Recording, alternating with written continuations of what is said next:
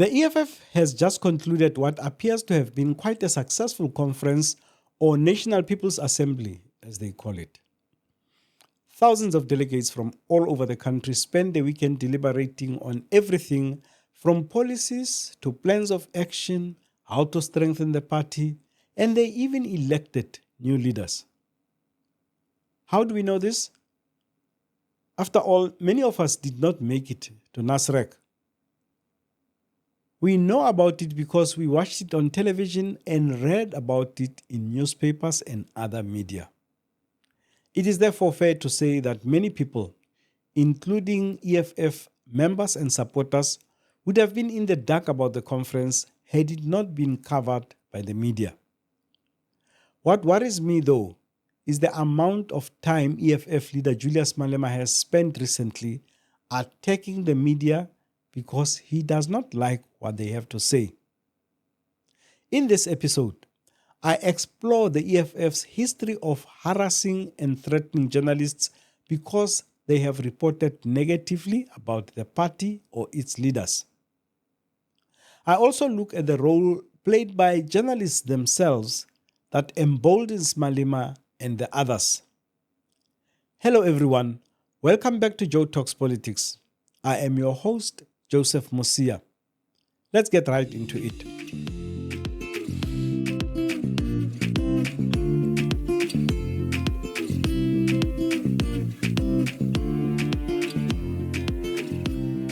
In general, people in power do not like being held accountable. Politicians are among the worst. South Africa has a long history of media harassment where independent and robust journalists and news organizations have been shut down, jailed, or even killed. It was with this in mind that I observed how the EFF has consistently shown little tolerance for media freedom. Not long ago, the South African National Editors Forum went to court to stop the party from intimidating and threatening journalists. This was in response to a campaign of harassment against especially female journalists who dared to report negatively on the EFF, including on allegations of them benefiting from the corruption that led to the demise of VBS Bank. During his closing remarks at the conference, Malema once again dedicated a serious amount of time singling out journalists and media houses for ridicule and derision. I'm happy ENCA has finally come back to its senses and stopped its madness. Because ENCA walked out of this NPA in 2019. And we said to them, you will never cover the EFF events until you apologize. And we stopped them from covering EFF for 5 years. Until they were willing to talk. And we came, we spoke. The leadership of the ENCA said they do not associate with the decision of those people because they don't understand why they took such a decision. It was irrational, it was reckless. They don't associate with that decision. And they told us, we didn't know because we're no longer watching ENCA. And then we had a program in the EFF where we were teaching, we issued a video and said to the members of the EFF, this is how you block ENCA on DSTV. We blocked it. So from here, we are going to unblock you. We are going to unblock you. I, like Malema, do not know why the ENCA withdrew its reporters who were covering the event on that day. But having been a news reporter for 30 years, I know that the news business is very fluid. 1 minute a story is top priority and the next moment something else happens that the editor has to prioritize. It is not up to the newsmaker to determine for the media house that they have to stay at their event. Only if the media house had arranged an engagement can the newsmaker feel aggrieved that they are cancelling. Even in those circumstances, it does happen that a team is withdrawn because something else has happened or is happening. Malema takes the matter even further when he compares himself with some of the worst human rights abusers the world has ever seen.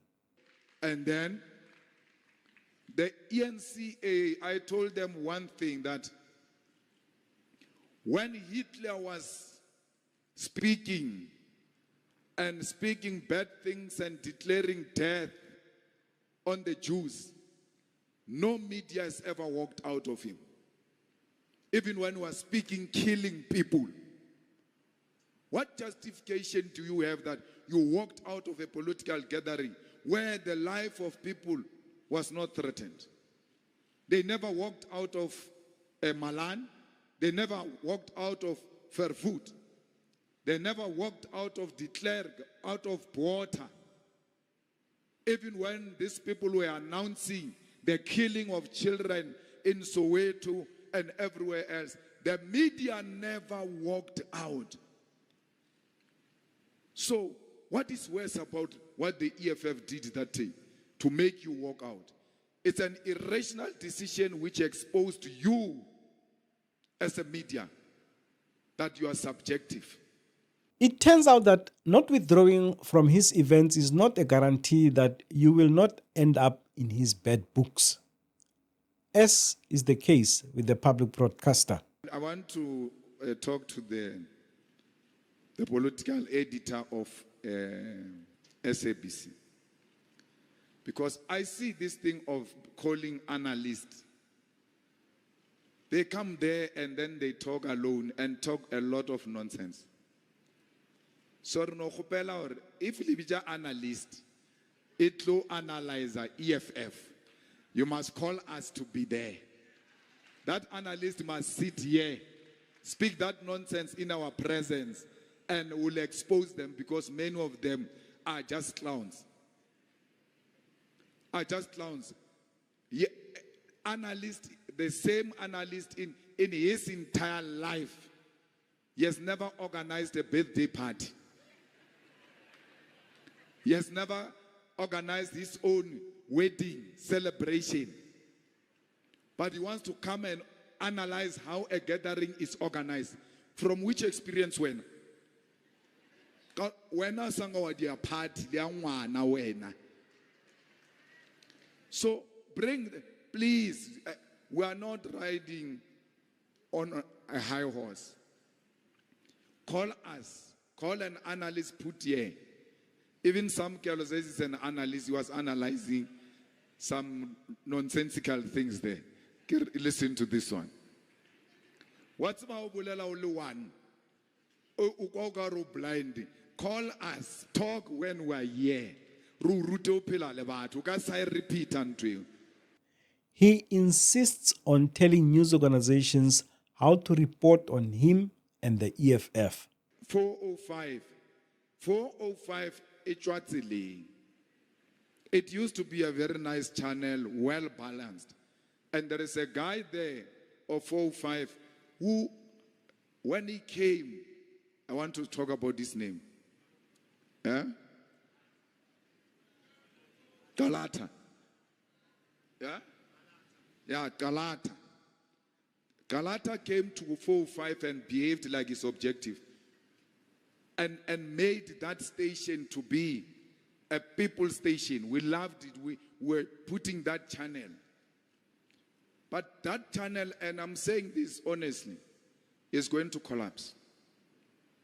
It's going to be another failed project if you are continuing with that journey you are continuing with. You are going to join that thing of the Guptas. You are going back there where the Guptas had a TV channel. It became a flop. You are becoming a flop. And it's Galat. So if the owners of that thing love that channel, they must act on Galat. Maybe must go back to Eastern Cape to go and edit that daily dispatch there. Maybe it's a village mentality that works in degenerating a national station.